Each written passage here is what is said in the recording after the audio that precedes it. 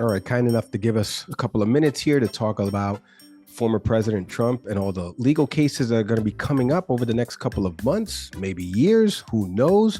Some other legal news is former federal prosecutor Joseph Moreno. Joseph, welcome back on the podcast. Mike, good to be with you. Yeah, thanks for coming back on. I'm glad Nick is not here because I wanted to ask you some questions. Now that Nick is not here, now we can kind of relax a little bit, right? We're gonna get into the weeds here of legal beagle stuff. One guy who took his law degree at St. John's, and then another guy who thought about going to law school at Rutgers. So, I wanted to ask you high level.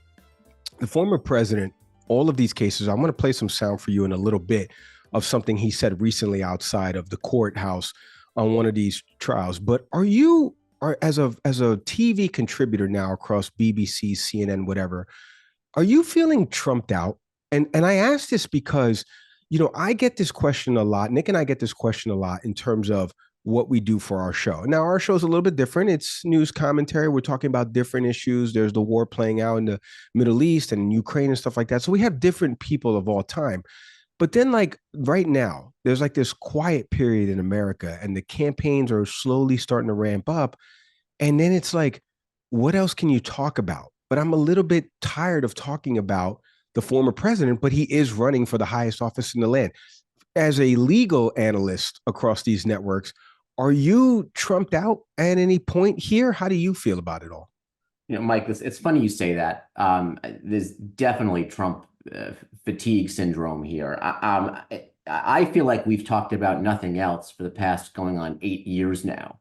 And between as you point out, the combination of this being an election year where Trump is now running for a third time, as well as the four upcoming criminal cases that he's facing, it's going to be Trump legal 24/7 for the next 8 months. And yes, I think it is fatiguing. I think I have to think a good portion of the country is probably pretty tired of a lot of this and just kind of wish it would go away. I can tell you as a person who does, a handful of TV hits a week, when I get an opportunity to talk about anything other than Trump, I jump at it just because it's like, my gosh, something other than what the orange-haired guy from Queens is doing tonight. What has he said lately? What's the latest theory about him? What sort of nonsense headline has he generated this time? So yes, I think it would be very good for all of us to move on.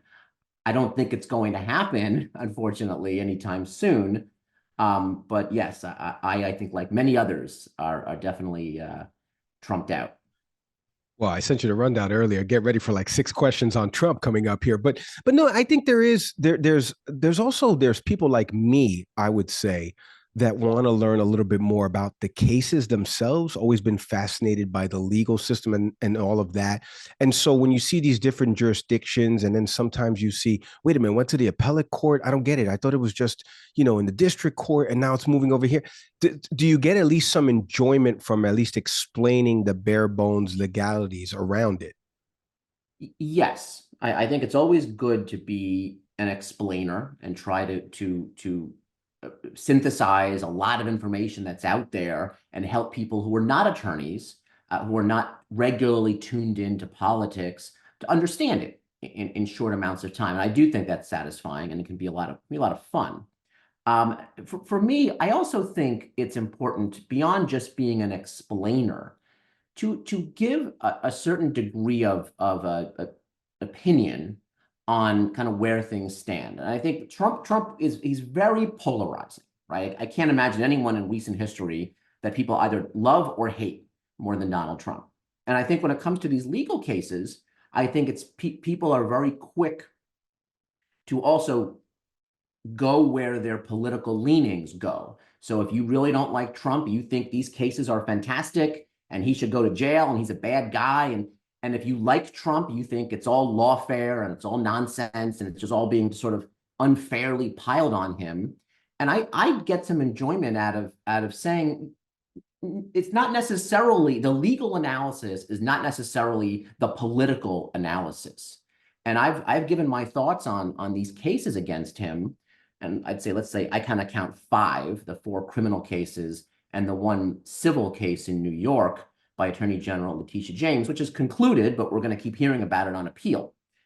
And I think from a lawyer's perspective, I think these cases range from very strong in terms of the Florida Mar-a-Lago classified documents case to a little shaky, which I think is the January 6th federal case here in Washington, and maybe the RICO case in Fulton County, where there's a basis there, but there are some legal jumps that could be difficult for the prosecution. And then I think there's the New York criminal case and the civil case, which I think are borderline nonsense. I think those cases are really, really poorly constructed. Doesn't mean they're not going to work. I mean, Trump's already been found liable in the civil case, and the criminal case is starting in 7 days. We'll see how that goes. But again, my point is, I think it's really important to look at these cases one by one and try to separate your personal view of Trump from the merits of each case, because they're not the same. And I think it's important to kind of call out what are the theories behind each of them, and are they strong or are they weak?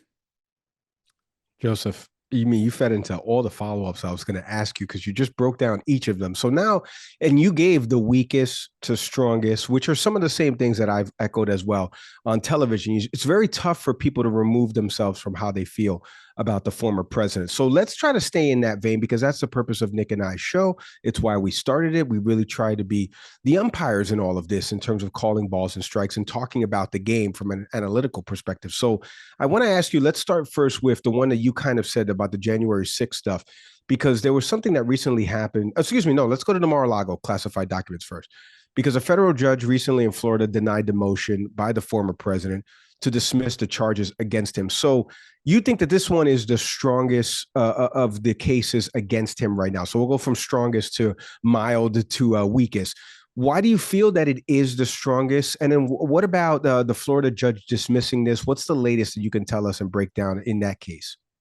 Sure. So in the simplest terms, right, Donald Trump had in his possession government materials that were permissible for him to have in Florida while he was in office, but which he should not have had in his possession a minute after he left office. The fact that they are classified makes it even worse. But even beyond just the classification issue, which we can talk about, I think people have to think of these as it's government property, right? We call presidential property, meaning they are the property of the office, not the individual who sits in the office and later is no longer in office. So there's presidential property and there's personal property. So there are things that a president can take with him or her when they leave office, but there's a distinction under the law that has to be made. But Donald Trump, now he's going to say all those boxes of documents in Florida were personal property. That's his argument. I think that's going to be a difficult argument, because when you remove classified or unclassified, it doesn't really matter. When you remove government property from the government, there's a process to do that, and you work through the National Archives. And if it's classified, there's additional processes because there's information in there that's sensitive. Donald Trump didn't follow any of those procedures. He shipped them down to Florida when he was in office, or as he's leaving office. And then he was untruthful about it when the government asked for it back. So first they asked nicely, and for about a year, the National Archives negotiated with Trump's lawyers to get those boxes of documents back. And Trump kind of dribbled back a few of them, but the archives had reason to believe he had more. And so ultimately, the archives threw up its hands and say, we're not getting anywhere. And they turned it over to the FBI.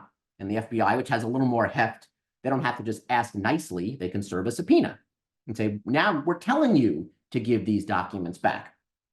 And then Donald Trump gave it a certain number more of those documents he handed over. And the government still had reason to believe he had more.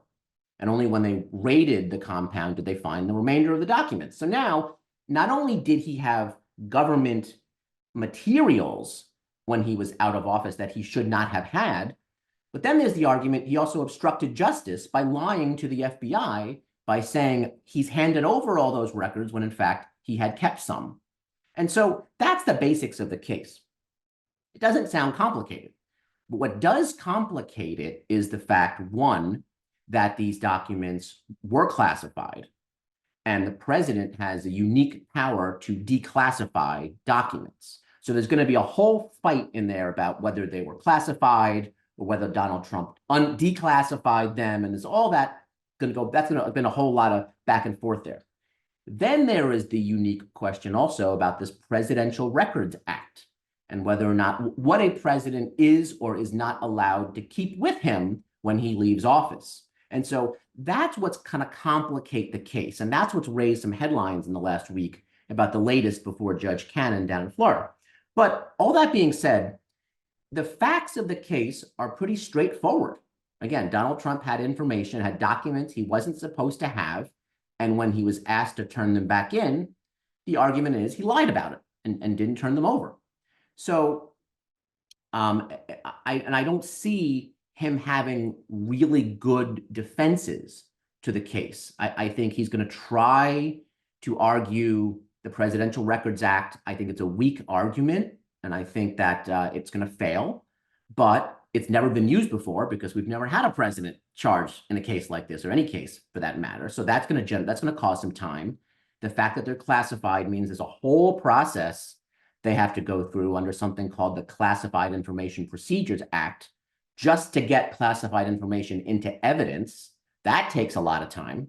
So that's going to add months, possibly even years to the case. And then there's the obstruction angle, which is not that complicated, really. But anyway, put it all together. It's not going to be a quick case. There's no way it's happening before the election, but it's a solid case. And I think Donald Trump is going to have his hands full in defending against it. You know, there was two things that you said there, and I kind of want to piggyback off of them. But first, you know, I'd be remiss if I didn't ask you about this, the jury trial, the instructions that they were weighing, Judge Cannon was weighing. I would love for you to kind of explain this, because I think at the central core of this is the jury would have to determine if something should be classified or not, like you were saying before.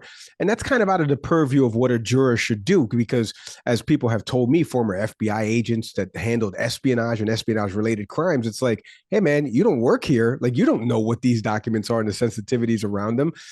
All of that stuff is kind of classified information. So can you kind of break down a little bit of what Judge Cannon was proposing and why Jack Smith is so adamant, the special prosecutor is so adamant about not having these instructions for the jury before the trial? Well, so this goes to the fact that I said the facts of this case are not that difficult, but the law around this case has some wrinkles to it because, again, it's never been done before. And so if let's say you have a murder case, right? In a murder case, the law is pretty straightforward, right? Whether you're at a state level, you're in New York State, or you're in Florida, wherever, this murder statute has been used to prosecute people for decades, right? So you know the elements of what the prosecutor has to show beyond reasonable doubt. And really, you're just fighting over the facts, right? Did the person do whatever it is the government says that they did? Can the government prove those facts beyond a reasonable doubt? And will a jury vote to convict? Pretty simple. In this case, in the classified documents case, there are a number of legal issues that have never been worked out before. So again, it kind of questions about what can a president legally take with him? What is the president's power to declassify? If the president does declassify something, what does he have to show to prove that he did it?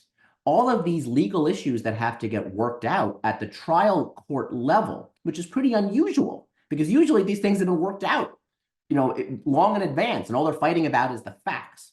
So what Judge Cannon did was she in trying to understand the legal theories that both the prosecution and the defense are going to bring to trial, she asked for both sides to propose jury instructions under two potential scenarios.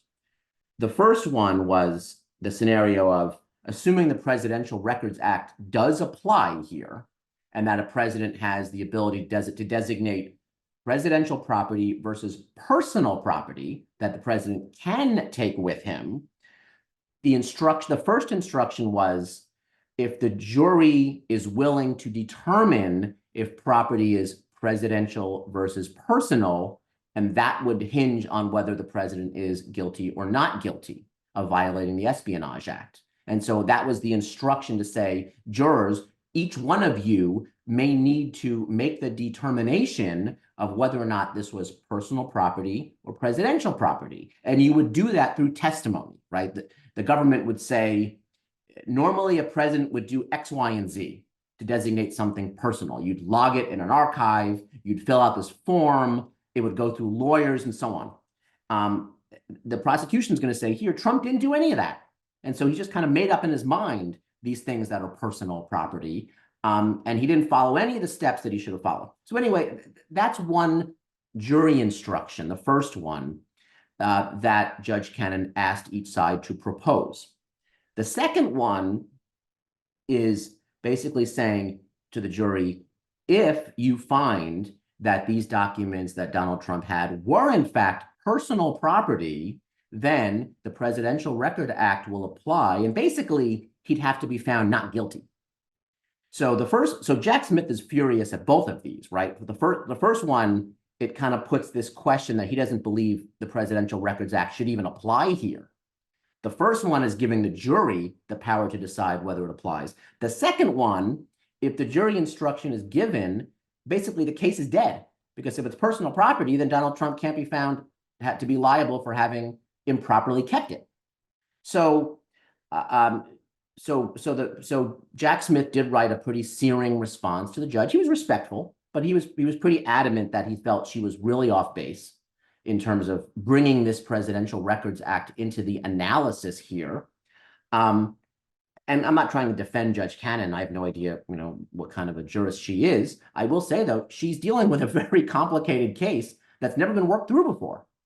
So I understand why she's doing this. She's trying to basically anticipate the legal arguments that both sides are going to bring into trial and not figure them out in front of the jury. She's trying to figure them out before it goes to the jury. But she's in a tough spot. And so I also think I wouldn't be surprised if, depending on how she whether she accepts these jury instructions from either side, you might see appeals happen before the trial even begins. If one side or the other feels so adamantly that the instructions that she's accepting are wrong, and so you might see this go to appeal now before the first day of trial even begins. And this could take, again, a very long time to work out before you hear even one witness testify in this case.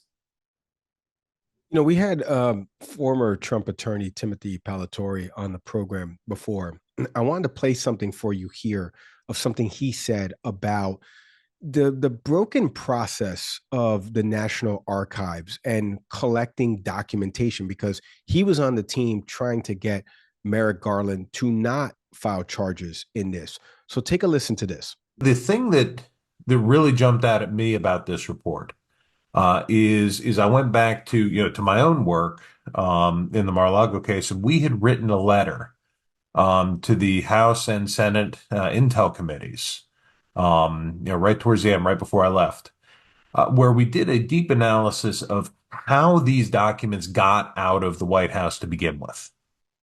And we wrote it in a way that was applicable to President Trump, President Biden, and Vice President Pence. Because the reality is, what this case shows beyond a shadow of a doubt, what the Trump case shows beyond a shadow of a doubt, is that the White House does not have proper document handling procedures. They do not follow the same procedures that the Department of Defense follows, that the intelligence community follows. And so the reason why these documents left government control to begin with is because of a failure of document handling procedures within that institution. Well, there's no doubt that it's obviously not an isolated incident of political figures who are not handling classified documents in the most careful way. And so the fact that they're popping up in different places is not a great thing. And the system is, I'd say, somewhat broken as far as the lack of accountability about why these documents are leaving secure spaces and who's carrying them around. So I think that's a problem there. As far as the National Archives, there's not much of an enforcement mechanism that they have. All they can basically do is ask nicely. And I'm sure that they were asking nicely to Donald Trump for those months. And I had read reports that there were some back and forth negotiations about the handling of these documents. I think, had I been advising former President Trump, I would have said, look, we might think these are yours to keep based on one theory under the Presidential Records Act, but just to be sure, why don't we hand them back over and we can negotiate with the documents back in the custody of the government, be very basically cooperative. But by keeping them, and then after getting the subpoena, still not turning over all of them, you kind of put yourself in a spot now where you're almost daring the government not to charge you. And I have heard the theory put forth that Jack Smith could have made this a lot easier by skipping the Espionage Act charges, which are all the classified documents charges, and just focusing on the obstruction. Would have made it a heck of a lot simpler case, because then all you're doing is saying, was Trump truthful in responding to a subpoena or not? That's pretty straightforward. And you're not going to get into all the Presidential Records Act classified, unclassified stuff.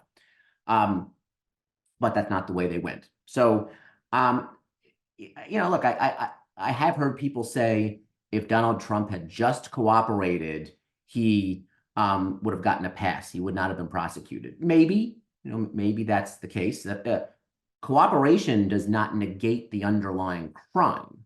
It may help on sentencing. So either when President Biden says, well, I cooperated when they found documents in my house, and they say, well, Donald Trump didn't cooperate when they found documents in his house. Well, it doesn't change the fact of whether the underlying crime was committed, but it certainly does help in your sort of argument about why prosecutors should go easy on your clients. Quick break from the pod. As always, we are presented by our friends over at SeatGeek. If you need tickets to the biggest concerts, shows, sporting events, MLB season that's starting up this coming week, you got the NBA and NHL playoffs coming up soon. SeatGeek has got you covered. Nick, did you download the SeatGeek app like I told you? We're excited to use it because we've got obviously the Phillies starting up this season. So I'm excited to take my girls out there and just take full advantage of the perks we get as partners. That's right, as you should, as should our audience right now. So if you're watching or listening to this, when you download the app, you put the tickets in the cart. When you hit the checkout, there's going to be a little promo code field right there. Do me a favor, enter in the promo code, Can We Please Talk, all one word. You're going to get $20 off that purchase. Download the SeatGeek app or go to SeatGeek.com to get your tickets today.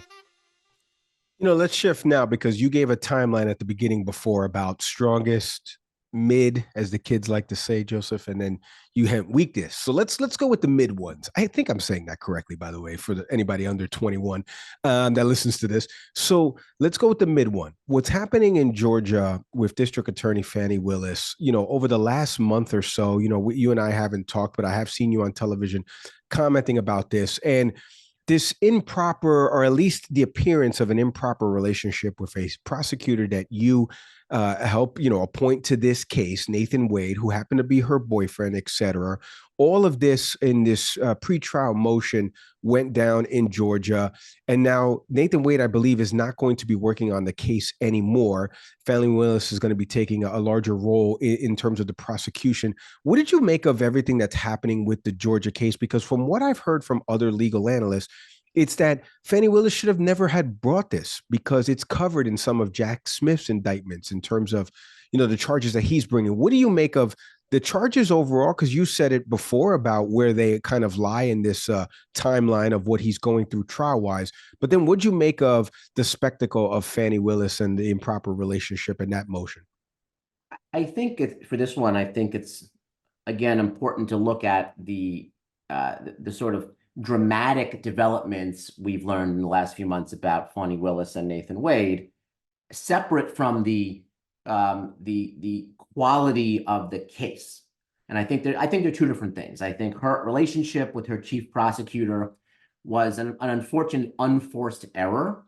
I think it showed poor judgment. I think that in a case like this, a high-profile case against a former president, you want to be sort of everything to be, totally clean, totally above board, avoid any appearances of any kind of impropriety. So I think it was really poor judgment in her case, in her situation. All that being said, though, I think the case has to be looked at separately. And I never thought the case would be dismissed as a result of her relationship. I thought the worst that would happen was they would give it to another prosecutor. And in this case, I think, like you said, Nathan Wade is going to step aside now. But I think putting all that aside, I think the case is shaky for a couple of reasons. I mean, this is what they call a RICO case, right? A racketeer influenced corrupt organization case. They are usually federal, but Georgia has its own state level RICO statute. And so that's what Ms. Willis is applying here. The problem is, to have a corrupt organization case, you have to have an organization. You have to have an entity, a group of people, a corporation, organized crime family, some kind of ongoing organization that exists for the purpose of committing crimes and basically earning money, right? An ongoing criminal enterprise, where at some point, even just membership in that corrupt organization is enough to involve you in the RICO case. So even if every individual person didn't commit every individual crime over the course of the history of the organization, at some point, just being a member of the mafia family, of the corrupt corporation, is enough to embroil you in this RICO case. So now look at the theory against Donald Trump. The theory there is that there was this collection of individuals that got together between Election Day 2020 and Inauguration Day 2021, right? So you got about 3 months there, where they engaged in all these different efforts to try to basically flip the election from Joe Biden to Donald Trump. And they, in the process of doing this in Georgia, they made phone calls to state officials, some that Trump were on himself, others that people like Rudy Giuliani and others, Mark Meadows, engaged in. There were some efforts to affect some voting machines. There were some efforts to potentially intimidate some vote counters and things like that. So, but does that constitute an organization in the typical concept of how we consider organizations under RICO cases? Does a loose group of people whose purpose ended on Inauguration Day, January 20th, does that constitute an organization? So that's the first problem there. The second problem is it's hard to understand what exactly Ms. Willis is alleging in terms of crimes, right? She's made this argument that this organization existed. She's made the argument that it was doing things that were corrupt, but she doesn't actually say what those things are. Bribery would be a crime, but there was no bribery allegations here. Making threats could be a crime, but that wasn't alleged here. Calling the Secretary of State of Georgia and saying, I need you to find votes, okay, really unseemly. I'm not sure it's a crime. There was no threat, there was no bribe, but that's one of the biggest things that Fani Willis is pointing to say, well, that's one of the corrupt efforts that this organization engaged in. Anyway, I'm not convinced it's really going to hold up. I think at best, this was a number of conspiracies, most of which probably at the misdemeanor level. And I think she kind of rolled them all up and slapped a RICO label on it, which is felony, which is high profile. I'm not sure it really holds up under scrutiny. And RICO cases are historically complicated. They're usually highly specialized prosecutors in an office that just focus on those kinds of cases. So we'll see, but I think it's going to be, again, putting aside her personal problems, which already ate up a few months here, I think it's going to be very complicated and take a long time. So I think this will be well after this year's presidential election before this case kicks off. And I wouldn't be surprised one bit if it kind of falls apart. We've already had a few people plea to misdemeanors, no jail time. I think 4 of them out of the 19. I think you're going to kind of see that. I don't think it's going to be the big felony headline case against Donald Trump that it was kind of, sold as originally. Now let's pivot to, again, another case that you said was weak, and then we'll get into the one that maybe should have never been brought in New York, which is coming up soon. So the week one, January 6th, and one of the biggest takeaways for me was, and again, a lot of people with seething red of like insurrection. I saw it. I watched it play out on television, but he's charged with obstruction of an official proceeding, which is different than an insurrection, at least my understanding and my bare bones knowledge of the criminal justice system and charges. So I'm curious for you for this case, because you mentioned it's one of the weaker ones, and we've seen already a delay in this case. It's been infinitely delayed. I think it's going to be in December where the case will at least be brought before. There's 4 federal charges right now. What do you make of this case overall, and where this will eventually net out in terms of the January 6th stuff? I think I would label this in sort of the mid-level. Like it's got some potential, but there are some pretty big legal jumps that it requires. So I'd say it's shaky. And you're absolutely right, Mike. I mean, it's often referred to as the insurrection case, but Donald Trump has not been charged with insurrection. Insurrection is a very specific criminal law that has existed since the Civil War. It currently exists as 18 USC 2383. That's the statute. And Donald Trump has not been charged with that, nor have any of the 1,300 or so individuals who were involved in the Capitol riots. Not a single person has been charged with the crime of insurrection. You're exactly right. So what Jack Smith, and I'm sure it's not because Jack Smith didn't want to charge him with insurrection. I'm sure it's because they felt they couldn't prove it. So what they've done is they've combined, to your point, it's a combination of obstruction of Congress, fraud, and a civil rights statute from basically a Civil War era civil rights statute. I can see that. I can see where they're going. I think they're making the best of the fact that they didn't have the case they really wanted. And so they're trying to argue that Donald Trump set into motion events that were intended to do things like prevent Congress from counting the Electoral College votes. But that was the day that they were going to certify the election. The problem is each one of these things has issues, right? The obstruction argument that you pointed out, the Supreme Court is currently considering the scope of that law in a separate case. So right now, the Supreme Court on its docket is trying to interpret how far the obstruction of an official proceeding statute can be brought. And I'm not sure it's going to make it. What Donald Trump did is going to make it into this interpretation. It's a bit of a stretch. It's a bit of a new use of the law. So I think right off the bat, we might find out before this case even begins what the Supreme Court thinks that that statute applies to. And if the actions of January 6th don't fall within that, that charge could fall off right away. So that's hanging in the balance right there.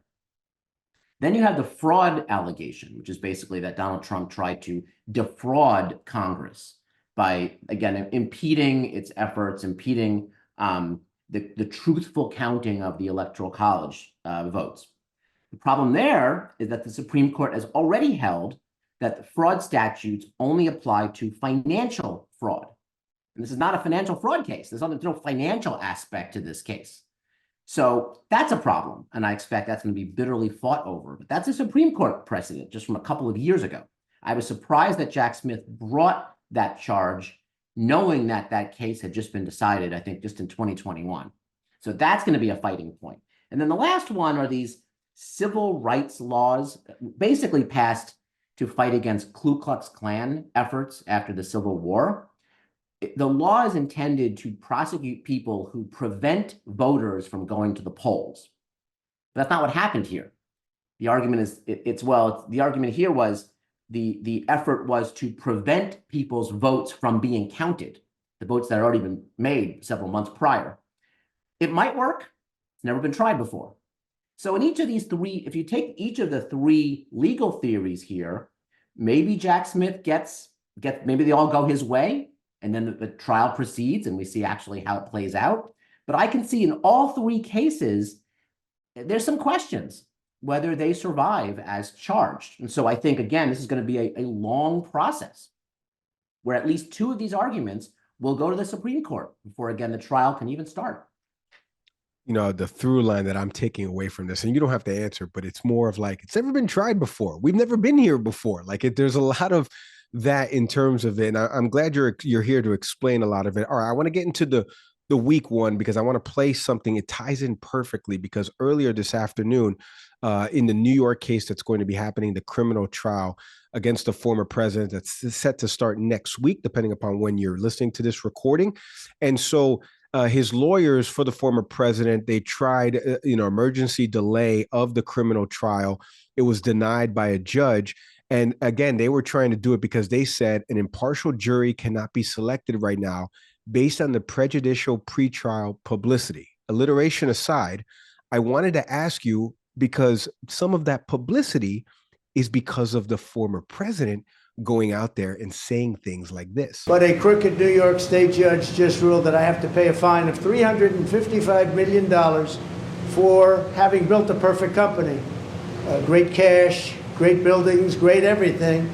It affects New York. It's mostly talking about New York, where we have a totally corrupt attorney general. She campaigned on the fact that I will get Trump, I will get Trump. Everybody's seen it. Letitia James, they've all seen it. Well, we'll be appealing, but more important than that, this is Russia, this is China, this is the same game. All comes out of the DOJ, it all comes out of Biden. It's a witch hunt against his political opponent. Now, I know obviously that was after the civil trial happened, but you get a little bit of what I'm trying to get at here, which is twofold, because you're a former federal prosecutor. Here's the person that you're trying on this trial coming up. And this person is saying, again, different case, because obviously Alvin Bragg is the Manhattan district attorney in this, but this is crooked, this is set up, the judge is in on it. How much of that, how hard is that as a federal prosecutor? What would Joseph Moreno be doing right now in his office? I mean, I see him in his office right now. If you're watching us on YouTube, he's writing notes. So are you watching the defendant say some of these things on TV? What is your team? Are you using any of that ammunition when you go before the court, before the bench, and when they're trying to argue something like this, which is we can't start because there's too much publicity around it? Yeah. Here's exhibit A, like of your client. What do you make of that? And then funnel into the trial itself, because you have said that this is probably the weakest, and a lot of legal analysts have agreed with you of something that maybe shouldn't have been brought in, statute of limitations, et cetera. I would love for you to get into a little bit more of the New York case that's starting up soon. Well, as far as the pretrial publicity, I think that prosecutors in each one of these cases made the very deliberate decision to indict these cases in 2023 so that they would go to trial in 2024 before the election. And I think that if you don't believe the timing of the indictments were intentional, then I think you look at the efforts that each one of these cases where prosecutors are just fighting tooth and nail to get them docketed before November. And so that's very purposeful. And I'm not going to try to read the minds of these prosecutors, but I will interpret their actions as saying that they want to get them done before the election. And look, that's not an appropriate method for a prosecutor to follow. A prosecutor, the timing of an election should have nothing to do with when a case should be charged and brought to trial. All that should be, the only factors that a prosecutor should consider is has it gathered the evidence that the prosecution office believes it needs to prove a case beyond a reasonable doubt? Has it respected a defendant's right to a speedy trial, meaning that you haven't sat on things for years? And then once you have charged it, have you given the defense adequate time to prepare? Those are the factors that a prosecutor at any level, federal or state, should factor in. And that's it. It's not the timing of a presidential campaign. It's not an election or whether or not you think it's your job to block someone from being elected or anything like that. So I have a hard time saying then, when you see the prosecutors have done this very purposefully, to then say Donald Trump shouldn't be allowed to go out and talk about this stuff. Because Joe Biden can go out and talk about this stuff. Merrick Garland can talk about it. So I would come down on the side of giving Trump a lot of leniency and say, look, we chose to do this. We're fighting. We could wait till next year, right? I mean, once the cases are indicted, the statute of limitations stops. You can try the case whenever you want. So but they're fighting to do it now. So I don't think it's fair then to say, well, Trump can't go out and talk about it. Anything, to your point, Mike, anything Trump says is admissible in court. So if I was the prosecutor, I'd probably sit back and say, you know what, let him go. And if he says something stupid, I'm going to present it to the jury in a few weeks when the trial starts.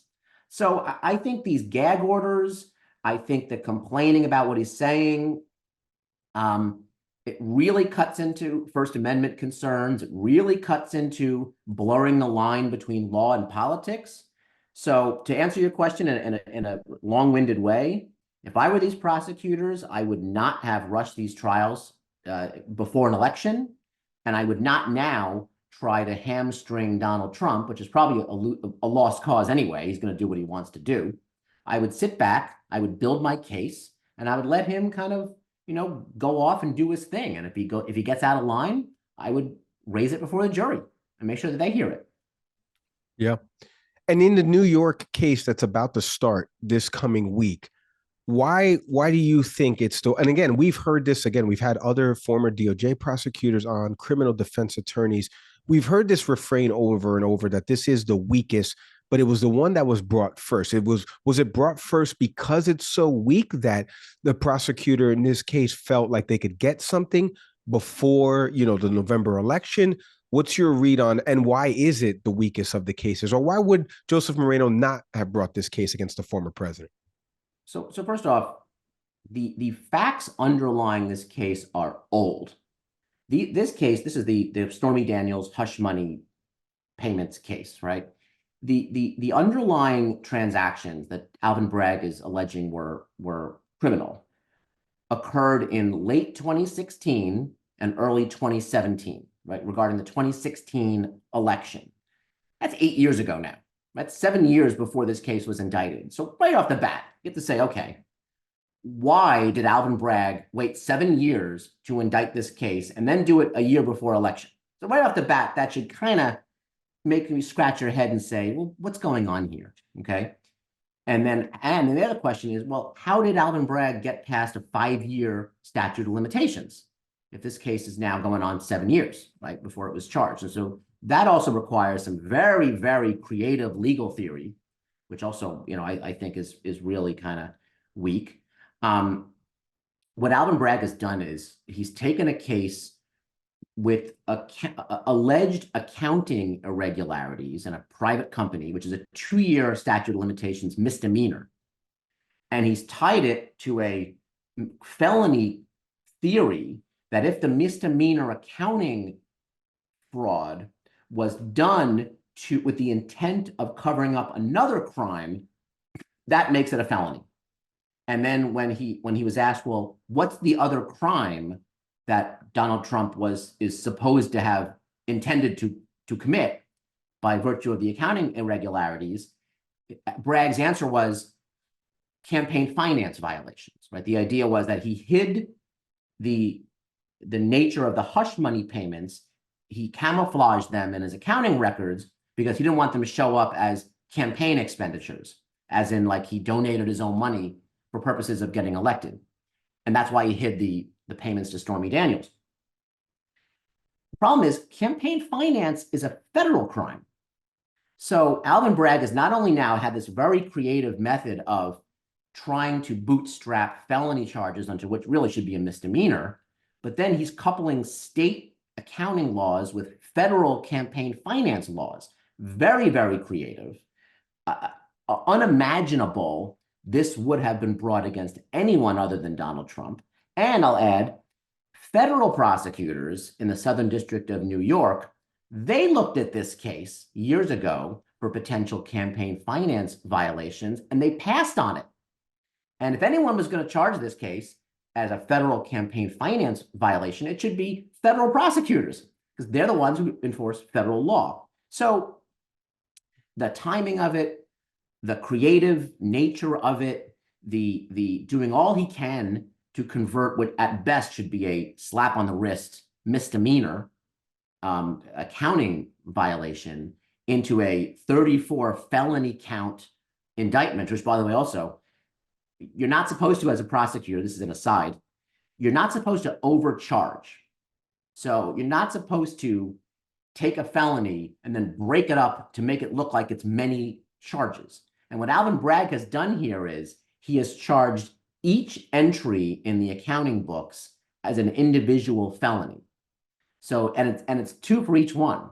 So if there were 17 payments to Stormy Daniels, where I should say to Michael Cohen to reimburse him for having paid Stormy Daniels, each one is charged twice, and that's how he gets to 34. So not only is the timing really suspect, the way he charged it is against any basic premise of how prosecutors are supposed to act. So in the big picture, I think, look, Bragg might get a conviction. I mean, I'm not saying that he won't actually get a conviction against Trump. A New York jury might buy this theory, and they might say Trump is guilty, and they might convict him. My problem is the timing, the creativity, and the fact that to charge Trump for spending his own money, he didn't spend campaign funds, this was his own money, to pay hush money, which is legal, might be tawdry, but it is legal to pay someone to sign an NDA. That's what hush money is, really. And to say that because he booked it in the books of his private company, that somehow that's a campaign finance violation, I think it's just really outrageous. This is why we have this man on. He breaks it down here. I'm thinking of maybe a podcast to Leon Media Network with Joseph Moreno, maybe Blinding Justice or something like that. We're going to brainstorm on some of this. Joseph, I can't thank you enough for hopping on the podcast. Former federal prosecutor. Go follow him across social media. Check out all his TV hits. Thank you for coming on and giving us a couple minutes. Continued success to you, my friend. Be safe. Mike, my pleasure. Thanks for having me. Hey, thanks for watching the Can We Please Talk podcast. Whatever clip you just watched, we hope you enjoyed it, and we hope you stick around for some more. Subscribe to the channel. My partner's over here smashing the button. Come on, do him a favor. So hit subscribe.